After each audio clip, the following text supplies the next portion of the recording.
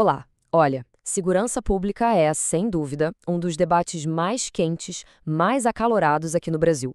Mas a pergunta que não quer calar é: por quê? Mesmo com tantos esforços, a crise parece que só piora. Bom, hoje a gente vai mergulhar fundo nas falhas do sistema que ajudam a explicar esse desafio gigantesco. Para começar, vamos jogar um número na tela: 170%. É um número que choca, né? E por trás dele tem uma história bem alarmante. Então, o que significa esse número? Foi exatamente esse o aumento da taxa de homicídios no Brasil. E não foi em um século não, hein? Foi em apenas 25 anos, ali entre 1980 e 2005. A grande pergunta que fica é: como a gente chegou nesse ponto? É o que vamos começar a desvendar agora, olhando para as causas. E é aqui que a gente entra no que é talvez o grande paradoxo da segurança no Brasil. Pensa bem, foi justamente no momento em que o país estava se redemocratizando, um período que, em tese, deveria trazer mais paz, mais harmonia social, foi aí que a gente viu a violência explodir de uma forma nunca antes vista. Faz sentido? Pois é, não muito. E a gente precisa entender o porquê. E se a gente for falar de dinheiro, o custo disso tudo é igualmente chocante. Olha só, lá em 2004, os dados já apontavam um prejuízo de mais de 92 bilhões de reais. Isso era quase 6% de todo o PIB brasileiro da época. É um dinheiro que daria para fazer, nossa, tanta coisa. Mas claro, esse valor em reais não chega nem perto de medir o custo humano, que é imensurável. Essa contradição, então, só fica mais clara. A gente tinha uma expectativa, né? A de que o fortalecimento das instituições democráticas traria como consequência mais paz. Mas o que a gente viu na prática foi o contrário. E essa piora na convivência, no dia a dia, mostra uma falha do Estado na sua tarefa mais básica, que é garantir a segurança de todo mundo. Certo? Então, para a gente desvendar esse quebra-cabeça, a gente precisa ir além das respostas fáceis. Não dá para achar que a solução é só, sei lá, mais polícia na rua ou leis mais duras. A gente precisa cavar mais fundo e investigar as causas estruturais. O que é que as teorias sociais têm a dizer sobre as raízes do crime? E a primeira coisa que vem à mente de muita gente é: a culpa é da pobreza. Certo? Essa é a resposta mais comum, a que está na ponta da língua, só que os estudos mostram que a coisa é bem mais complexa do que isso. Para a gente entender essa complexidade, tem um conceito que é chave: a teoria da anomia. Pensa assim, é como se a sociedade inteira dissesse: você precisa ter sucesso, ter dinheiro, ter status. Ok, essa é a meta. Só que, ao mesmo tempo, essa mesma sociedade não dá para todo mundo as ferramentas, as oportunidades, os caminhos justos para chegar lá. Essa distância entre o que se quer e o que se pode ter, essa tensão, é aí que mora o perigo. É um prato cheio para a criminalidade. Então, percebe? O ponto central aqui não é a pobreza em si, a falta de grana, é a desigualdade. O que realmente move essa engrenagem no crime é a percepção de que o jogo é injusto, que as regras não valem para todo mundo. Quando as pessoas sentem que as portas legítimas estão fechadas para elas, essa frustração pode acabar empurrando muita gente para caminhos ilegais. E não é só essa pressão da sociedade, tem também o aprendizado. Tem outra teoria, a da associação diferencial, que explica isso muito bem. A ideia é simples: ninguém nasce criminoso. O comportamento criminoso é aprendido. Como? Na interação com outras pessoas no dia a dia. São os grupos mais próximos, às vezes amigos, às vezes até a família, que ensinam as técnicas, as manhas, e até criam as desculpas, as justificativas para que um ato ilegal pareça aceitável. Ok, então a gente já entendeu um pouco das raízes do problema. Agora vamos avançar um pouco e olhar para o primeiro pilar desse sistema todo: a polícia.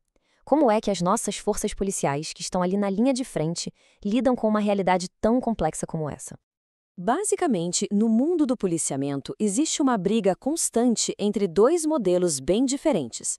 De um lado, tem o modelo tradicional, que é mais reativo, sabe? Aquele que espera o problema acontecer para depois ir lá apagar o incêndio. E do outro lado, tem o policiamento comunitário, que é o oposto. Ele é proativo.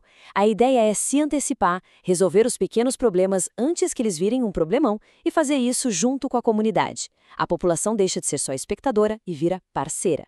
Só que, claro, mudar isso não é nada simples. Existe um obstáculo gigante, que é a própria cultura interna da polícia, que muitas vezes é muito fechada. Esse histórico de isolamento, de desconfiança mútua entre polícia e população, acaba dificultando muito essa aproximação, essa parceria que o modelo comunitário precisa. Quebrar essa barreira, sem dúvida, é um dos maiores desafios para a gente conseguir modernizar a segurança. Beleza. Mas o trabalho da polícia é só a primeira parte da história. Depois que alguém é preso, o que acontece? Agora, a gente vai seguir esse caminho, essa jornada de um caso dentro do sistema, para entender onde estão os principais gargalos da nossa justiça. No papel, o caminho é bem definido. São 3 grandes etapas. Primeiro, a fase policial, com a investigação. Depois, a fase processual, quando o Ministério Público entra e faz a acusação formal. E, por fim, a fase judicial, que é o julgamento em si, com o juiz. Então ia tudo certo, um fluxo que deveria funcionar. Só que na prática, a história é outra. O grande vilão do sistema tem nome morosidade, a lentidão. O tempo que leva entre o crime acontecer e a pessoa ser de fato julgada e condenada é mas tão longo, que acaba gerando na sociedade inteira aquela sensação horrível de impunidade. E isso, claro, destrói a confiança que as pessoas têm na justiça. E essa lentidão toda acaba criando um fenômeno muito perigoso, que alguns especialistas chamam de justiça linha de montagem. Pensa numa fábrica mesmo. Para conseguir lidar com a montanha de processos, o sistema acaba criando uns atalhos, umas gambiarras. O problema é que, nessa pressa, muitos procedimentos que são essenciais para garantir um julgamento justo acabam sendo pulados. No fim, o que se sacrifica é a qualidade, é a própria justiça da decisão. E aí a gente chega na última etapa desse sistema.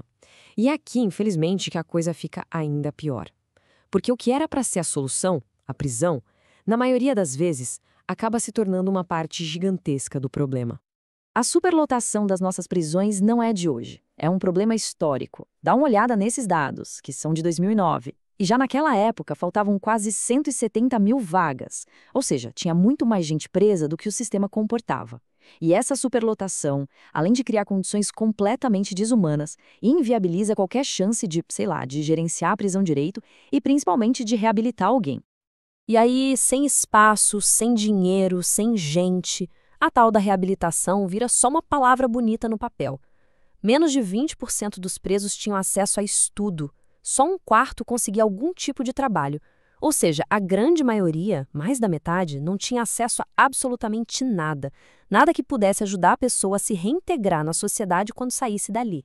O resultado disso tudo é sombrio. Onde o Estado não está presente, alguém ocupa esse espaço. E quem ocupa são as facções criminosas. As prisões acabam virando, na prática, verdadeiras escolas do crime.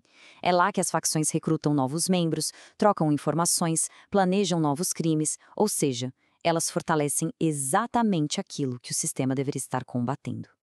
Depois de passar por tudo isso, uma coisa fica bem clara, né? Todas essas falhas estão conectadas.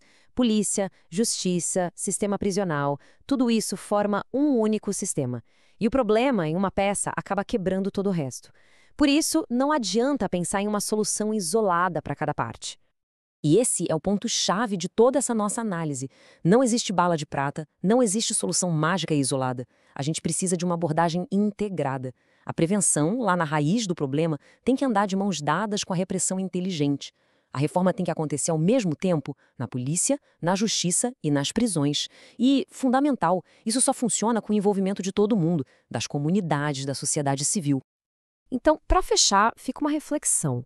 Se a gente já entendeu que o crime é um problema sistêmico, que afeta tudo e todos, será que dá para resolver isso com algo que não seja uma mudança igualmente sistêmica?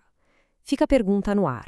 Nós, como sociedade, estamos realmente dispostos a encarar essa complexidade toda e a bancar a mudança profunda que essa crise exige?